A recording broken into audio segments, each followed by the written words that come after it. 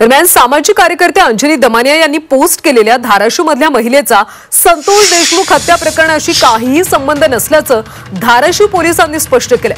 कळंब शहरामध्ये 4 दिवसांपूर्वी मनीषा बिडवे या महिलेचा तिच्या घरात मृतदेह आढळला होता। ती एकटीच राहत होती। घराच्या परिसरात दुर्गंधी येत असल्याची माहिती मिळाल्यानंतर पोलिसांनी तिच्या घराचा दरवाजा उघडला असता तिचा मृतदेह आढळला। तिचा संतोष देशमुख हत्या प्रकरणाशी संबंध असल्याच्या काही पोस्ट बीड जिल्ह्यातल्या समाज माध्यमांवर झळकल्या होत्या। त्या दिशेने पोलिसांनी तपास केला असता मनीषा बिडवे हिचा देशमुख हत्या प्रकरणाशी काही संबंध नसल्याचं पोलिसांनी म्हटलंय। तिच्या मृतदेहाचं शवविच्छेदन करण्यात आलं असून त्याचा अहवाल अजून आलेला नाहीये। तो अहवाल आल्यानंतर तिच्या मृत्यूचं गूढ उकळणार। या प्रकरणी पोलिसांनी काही जणांना चौकशीसाठी ताब्यात घेतलं।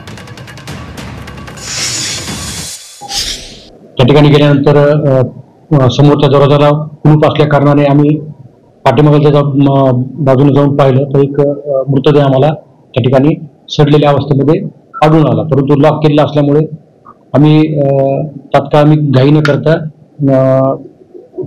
फोरेन्सिक टीमला वगैरे बोलवून घेऊन पुढील कारवाई केलेली आहे। आतमध्ये जाऊन पाहिला असता त्या ठिकाणी तो मृतदेह जो होता तो मनीषा बिडवे यांचाच होता याची खात्री पटली।